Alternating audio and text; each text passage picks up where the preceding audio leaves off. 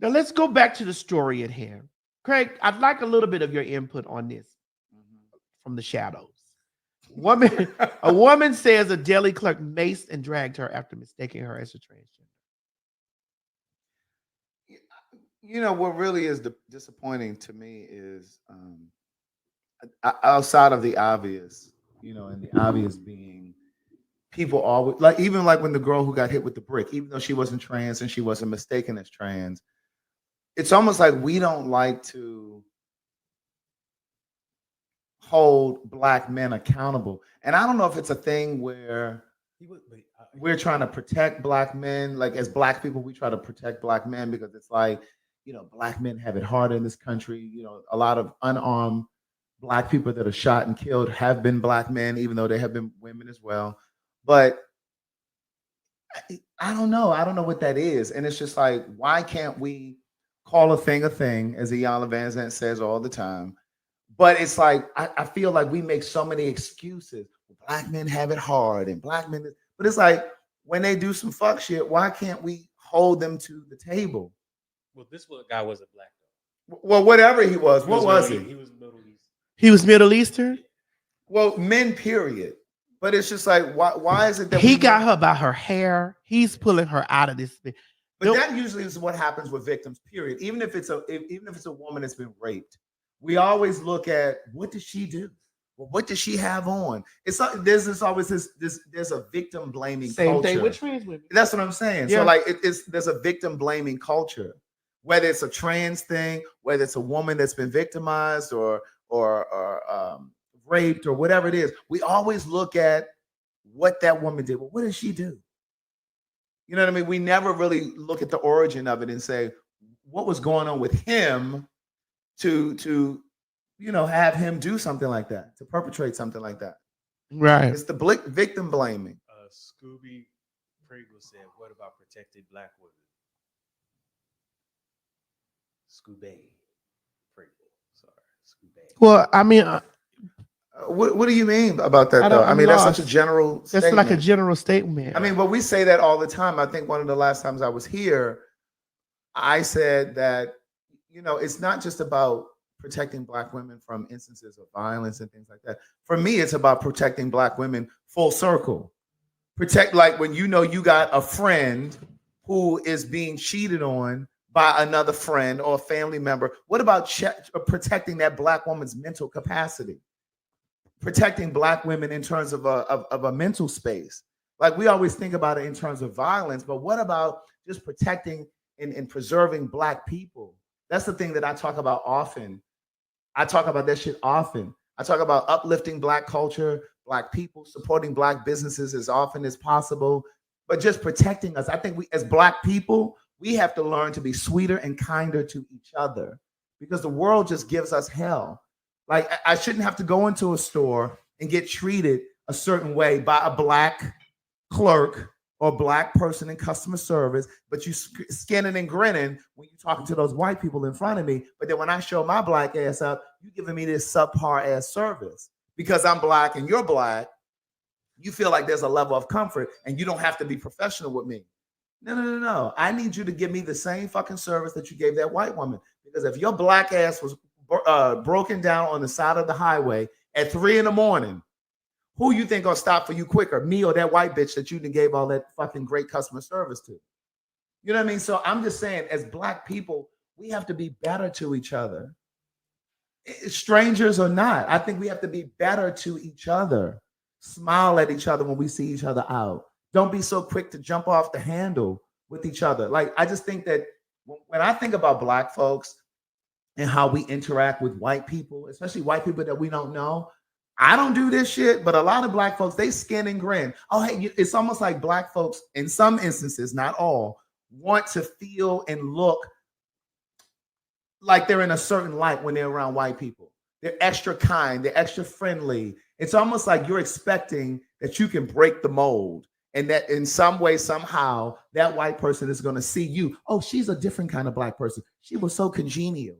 Oh, she was so nice. She was so sweet. Listen, there's nothing that we've done in this country as black people that has changed their opinion of us. It's the same way what they do with gays do too. Absolutely. Oh, I'm not gay like that. Yeah. Oh, I'm not that gay. Yeah. To be honest, man, I really think it's also a sense of entitlement too.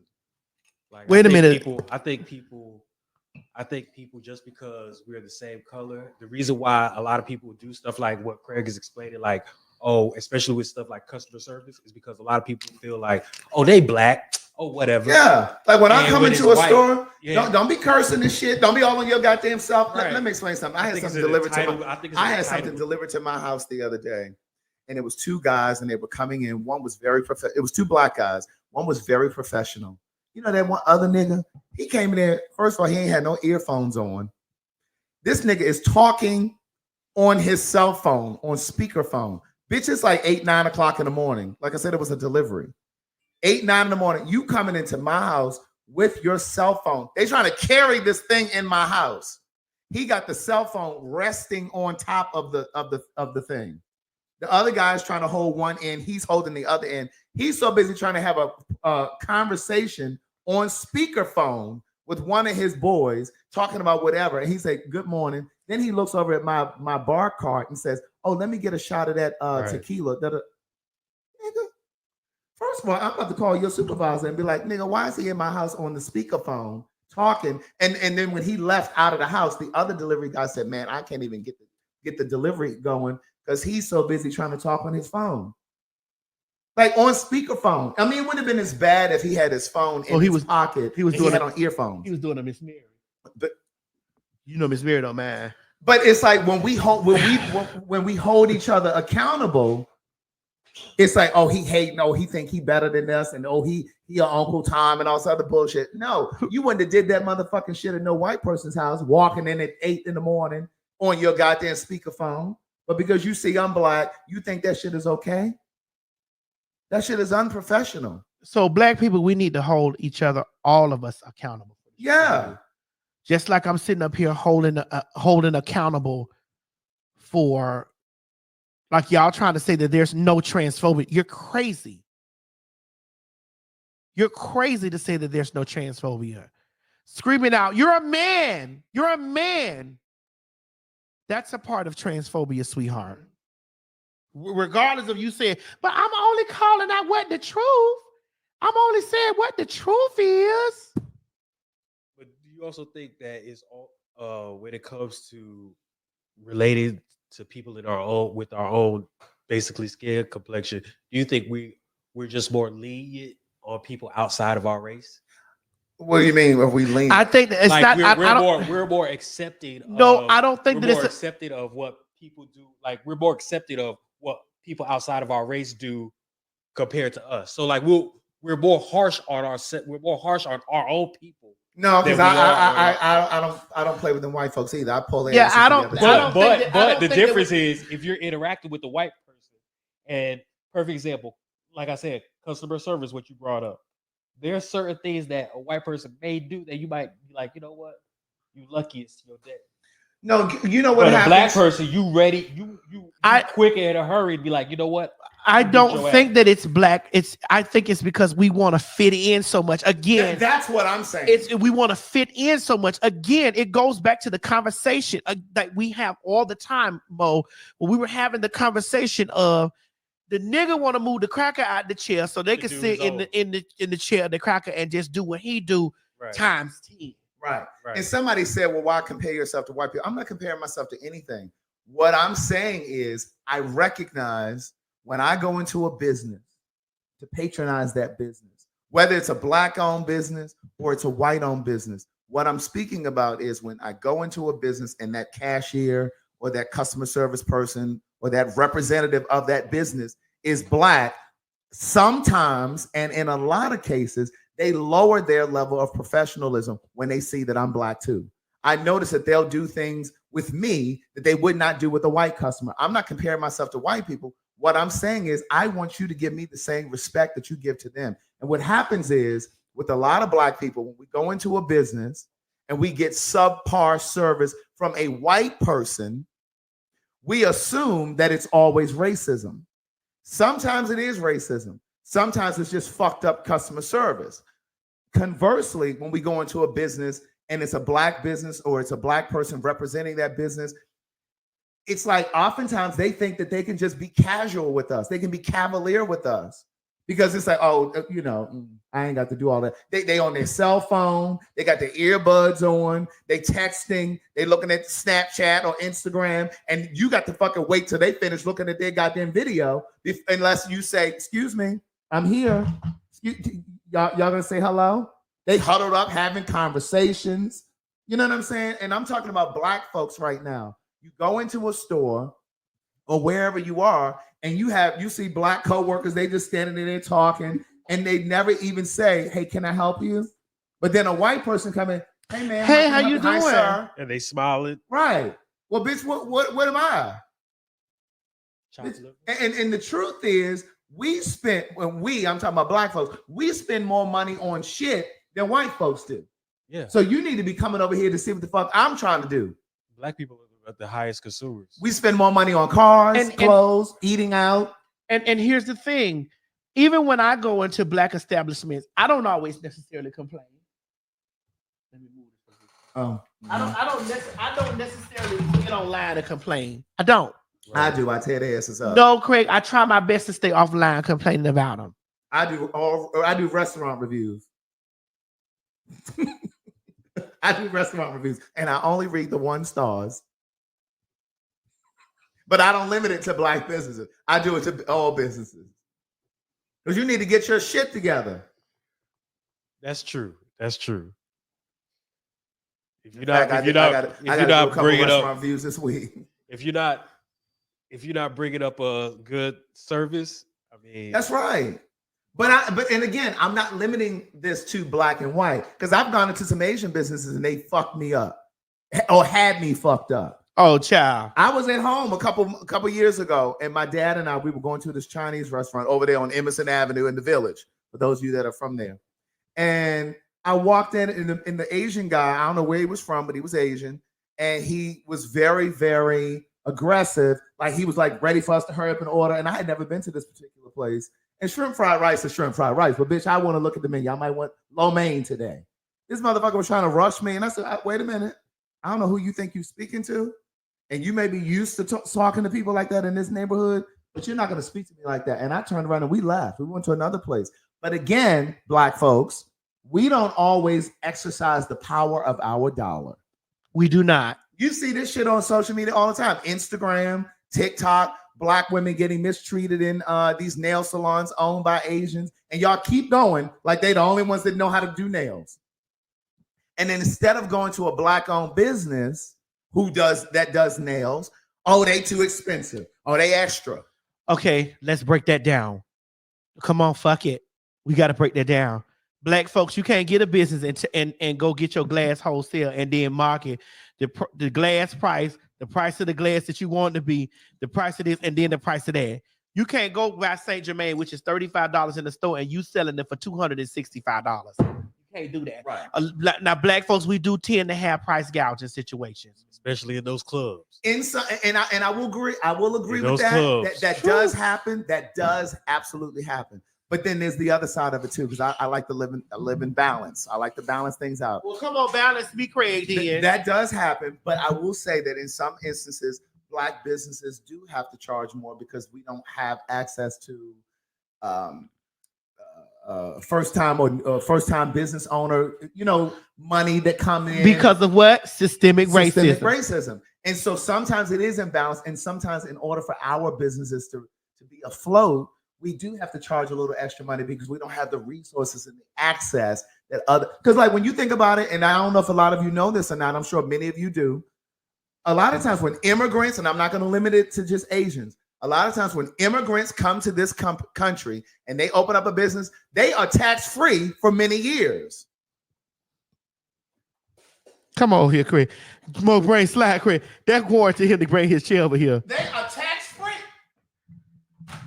They tax-free for Craig, many bring years. your chair over here. Bring your chair. We got to read now. We done got into a reading phase. My God. My God. My God. My God. My God. My God. They are tax-free for many years when they first come here. They don't even pay tax. It's like 7 years. Is that right? I thought so. I didn't want to quote no numbers because I know the FBI be in here and they be trying to hold me to every word I say. But they don't pay any money for taxes for many years. I'm from Miami. It's the Cubans down there. And then when they get when they at the precipice of having to pay taxes, they put the business in another family member's name. Who am I talking to? They put it in somebody else's name. They change management. They just found a way to Mo, hush, you Nigerian, so we're not even gonna get on you. But we're not even gonna get on y'all. No, but let's be real, man. Let's be real. That's what. Let me see the comments. I need to see what people saying. What do the people that have money do? They find ways. They find loopholes. And I agree. They find loopholes. I agree. But what I'm saying is, I love Black people. And as harshly as I'm going to criticize us, I'm also going to defend us. And so while a lot of that shit does happen, sometimes you go into Black-owned restaurants or whatever it is, and that shit, they gouging us. They charging way too much. But in some instances, there are Black businesses that are really, really just trying to do the best that they can, and they have no other choice but to charge a little bit more just to survive, because they're not getting these tax breaks and benefits that Asian businesses owners are getting when they come into this country, or Arabs, or whoever, immigrants. You know what I'm saying? But I'm begging you guys to do your best to support Black and brown people as often as you can. I agree. Whenever I have work done in my house, Black or brown people coming over there. I go and get my hair cut by a Black guy. I have a Black clothing designer that I work with, that I do a lot of stuff with. They're Black-owned dry cleaners. You have to search for these people. And we have to be a lot more patient with each other, because sometimes we go into a store that's Black-owned. I'm talking my Black and brown people right now. We go into a Black-owned business and we get one bad experience where that man or that woman may have been in a bad mood that day, or you may have gotten poor customer service, and then we want to cancel them. We don't want to support them anymore, ever. And that's the only time that we go and write a review, is when we writing something bad. But we have to get into the habit of supporting our businesses and writing those good reviews, those glowing reviews, and using our social media to support and highlight those businesses that get it right, and not just use your social media to tear those businesses down. But there aren't even a lot of people that even support Black-owned businesses because the marketing that they basically the name. Because a lot of, let's be real, as all of us being melanated here, Black. We know we always, and I'm not saying us specifically, yeah, but I'm saying as Black people, we always go for the big name brand stuff. Well, that's what I'm saying. We always go for the ones that we know that's going to get us, get people looking at us and bring attention to us. We don't usually support the Black-owned businesses that may have great quality. Listen, one thing I pride myself in doing on this platform, and on this motherfucking show, is I pride myself in uplifting Black businesses. That's true. Black women businesses come through here, all up and through here, all the time. That's true. All up and through here. Some I charge, some I don't. Because you're not going to take advantage of me now. Because I'm pro-Black. You're not going to take advantage of me. But I pride myself in bringing on this platform. One, because my mother was a single mom who worked numerous jobs trying to take care of motherfucking us. She had three kids, 3 boys she had that she was trying to take care of her kids. And so when I see Black women striving, trying to come up and do their motherfucking thing, and they got a small business going on, and I know that I got a big voice over here, I'm thinking about the kids. I'm thinking about the kids, and I'm thinking about how my mama hustled hard trying to take care of motherfucking us. So I see that.